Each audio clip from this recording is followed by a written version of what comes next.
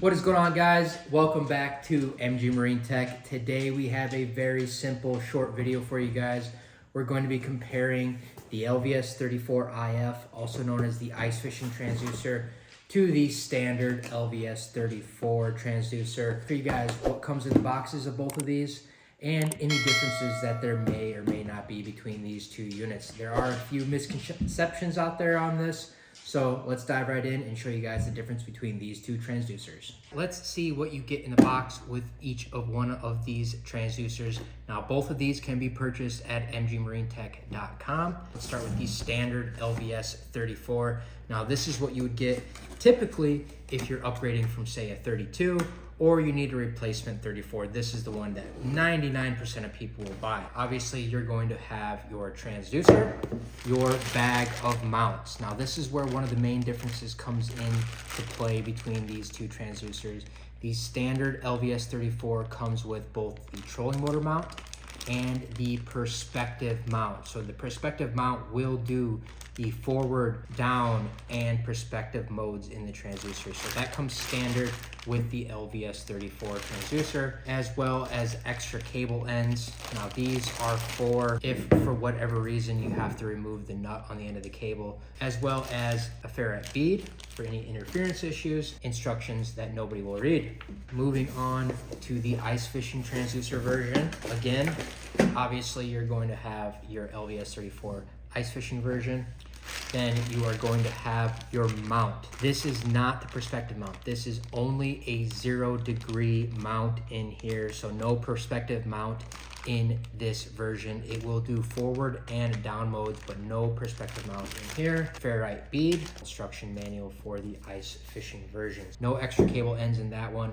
That's what you get in the box with both of these transducers. So let's talk about the differences between these two transducers. Got the LVS34 ice fishing transducer here on my right and the standard version here on the left. From here down on both of these transducers, they are exactly the same transducer. There's nothing funky going on there. Where the difference comes in is the actual cable. Now, I don't know if you guys can see this. This is the ice fishing transducer cable. It's a little bit more of a matte finish, a little bit duller of a finish, whereas the standard cable has a little bit more of a glossy finish on it. So that is where the main difference comes into play here on these transducer cables. And what Garmin did is they came up with a material or found a material for their cabling that keeps it much more pliable, especially in cold conditions. For ice fishing, obviously, it keeps this cable much more flexible, making things easier to move around, and it helps prevent any cracking issues. Now, that's not to say that you're going to have cracking issues with the standard. As you can see, it is still very pliable, but in very, very cold conditions, this cable can get much more stiff than the ice fishing version. I have yet to see a single one of these LVS34 cables crack. The old 2-wire LVS32s did have a tendency to crack right here at the strain relief coming out of the transducer. But again, I've not seen a single one of these standard LVS34 transducer cables have any issues. One of the things that I do see people talking about is the actual cable length. They say that the LVS34 ice fishing version cable is shorter. So let's take a look at that and actually see. We can compare both of these right now, real time.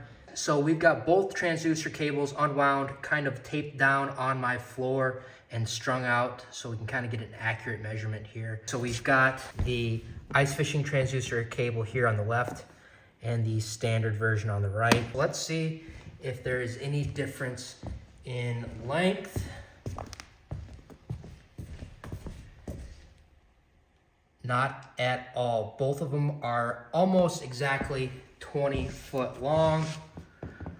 Now again, I'm not gonna have them stretched out perfectly here, but for all intents and purposes of this video and these transducers, they both have exactly the same length transducer cable. So we just went over the cable lengths and the flexibility of both of these cables. When it comes to other aspects of performance, these two transducers are going to perform exactly the same. So I'm talking about your picture on your screen. There's not going to be any performance advantage of one over the other. It is strictly that cable material, with the LVS34 ice fishing version being a little bit more flexible and pliable in those cold water conditions. I will say, just playing with them here in the house, now my house is at 66 degrees, this cable is much easier to work with, much more pliable even in these warm conditions. It is much easier to kind of coil back up, whereas this transducer cable is definitely more stiff, and it has more memory like a fishing line would. It doesn't want to uncoil and be as smooth as the LVS34 ice fishing version is. One of the things I have heard on the internet about the LVS34 is that Garmin will not warranty this when it is used in ice fishing conditions. I have talked to my Garmin reps and they said that is not the case. Garmin will still stand behind this transducer, even if it is used in ice fishing conditions. If you've had an experience with Garmin and they haven't wanted the warranty in LVS34 because it was used in ice fishing conditions, please drop a comment down below. I would love to hear your experience with Garmin on that one. When it comes to a personal note on both of these transducers, I think Garmin missed the boat on the LVS34 ice fishing version. I don't know about you guys, but personally, I don't need 20 foot of cable when I'm ice fishing. I would say 10 foot at the most. It's a lot less stuff to carry around, a lot less, I won't say a lot less weight, but a little bit of weight there. And it's gonna make things a lot cleaner. You don't have all this extra cable coiled up in your shuttle or your cooler setup or however you have your stuff set up for the ice. You don't have all this extra bulk carrying around. It's gonna cut down on the possibility of this cable getting damaged, etc.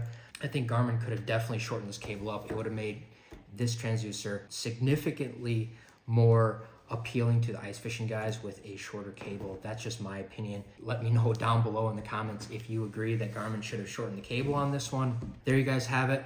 Those are the LVS34 ice fishing transducer and the standard LVS34 live scope transducer. If you guys haven't already, please hit that subscribe button and stay tuned for more tips and tricks on MG Marine Tech.